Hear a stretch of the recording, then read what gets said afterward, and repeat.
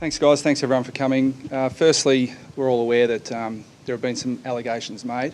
And unfortunately, where we live in, there'll be a police investigation now. So while I'd love to answer all your questions and give you a full version of events and actually tell you what happened, I can't. So things will come out in the wash-up. But all I can say is I absolutely welcome an investigation and look forward to putting the facts in the story. Do you regret anything? Well, again, I can't say anything. I would love to, I really would, but that's all I can say at this point on that matter. But if there are questions about footy, the game last week, game coming up this week, happy to answer that, but I'm sure you can understand I can't talk about the incident anymore. Sorry, just one more. Have you spoken to police yet? Again, Julian, I can't give you any information there, but we can finish the press conference if you like, or we can talk footy. No, Brad, just with Essendon, we've seen at times, it's a big week for them again. Quite often they've responded really well in these situations. Do you think you'll be tackling a bit of a different beast on Friday night? Oh, we're really focused on ourselves this week. We're really happy with our preparation to this point. We're really focused on what we did well against Richmond the week before and also some of the things we need to fix up. So if we take our focus off what's important for us and start focusing on too much on our opposition, we'll take our eye off the ball. So all questions about Essendon are best directed to them. I'm here to focus on my team and get us up for this Friday night. They've been a resilient team, though, Essendon, in that regard over a 2 to 3 year period. That's obviously a factor, you think, going into a game. Yeah, it is for them, Glenn. Not for you. Well, for us, it's about what we do. I mean, we control what we can control, and we think we're capable of playing some really good footy. But we've had some areas of the game that have let us down so far this year. So it's really important that we fix that up, and we're really confident if we do that, we can tackle any opposition. Brad, I know you can't talk about the incident, but in terms of a distraction, how much is it for you, and how do you make sure that it doesn't creep into the week?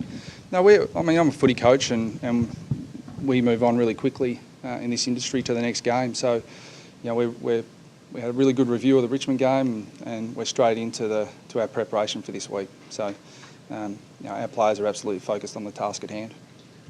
Are you trying to figure out where you're at the moment in terms of, obviously, you've had some good form and some poor form, some average form. Are you still trying to work out where you're at the moment, do you think? I don't think it's a great concern to us. I mean, we're able to field a really solid 22, and we're really focusing on improving our game. We want to be like all the good sides. We want to do what we do well consistently, and that's going to be our challenge for all teams throughout the competition. But in terms of where we sit, I'm not concerned about the ladder at this point. I think the fixture is set up so that the good teams play each other early and probably late. So there's going to be a lot of water to pass under the bridge until final ladder positions are organised. It's mostly about how we want to play. So not too focused on where we sit in the competition. Where do you see your strengths and weaknesses at this point?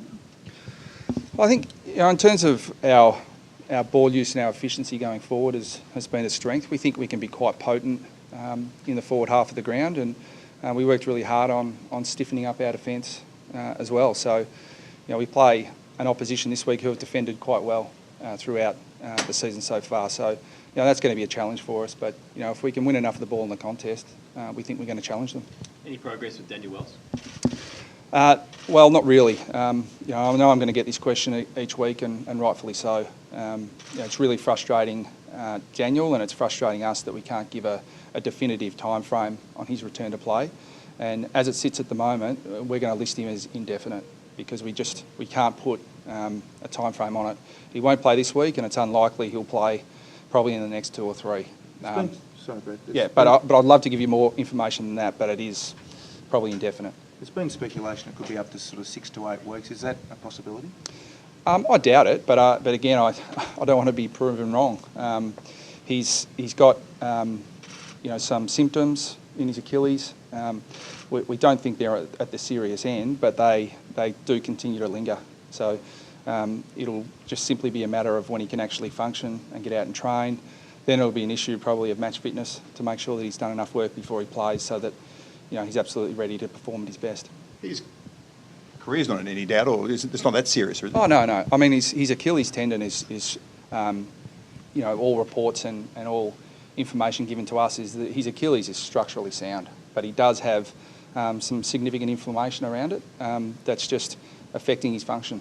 but we're certainly not concerned about any long-term issue. So there's nothing surgically that can be done to speed it up or anything? That hasn't been our advice. I mean, and we've investigated all options to try and speed this up, but at the moment the attitude is just something that's going to take time, and we're going to give him time because he's a really important player to us, but we need him at his best. And Jeremy McMillan, Brad, is you expecting him to be back this week? Yeah, again, an Achilles tendon, which we really wanted him back in, and then some continuity after that. But he pulled up a little bit sore a couple of weeks ago. So our attitude at the moment is we want to take a really sound, fit 22 in, and we don't want to risk anyone, and we certainly don't want to carry anyone. So if Jamie trains and trains well today, we'll most likely select him. But we still reserve the right to withdraw guys who we're not convinced are 100%. You might have taken some momentum out of after half-time last week? I hope so, but I think that the way we played, we weren't absolutely wrapped with. I mean, when you don't play your best, I think it's unfair to simply say that you played poorly. Sometimes the opposition have a fair say in that, but we think we're capable of a fair improvement from last week's performance, and the guys are really confident we can give that. Saw Nick Del Santo out there running laps last week. Is he a chance to get back any earlier than first thought? Yeah, as I said, when he first had his surgery, the surgeon was delighted with it, but they always are. And he's seeing the surgeon again today for the follow-up, and he'll have another scan just to check the progress. But he's really optimistic about how he feels.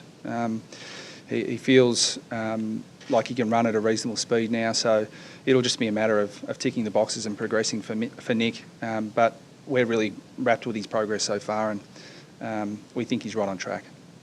And Nathan Grimer, Brad, how's he tracking back from the back?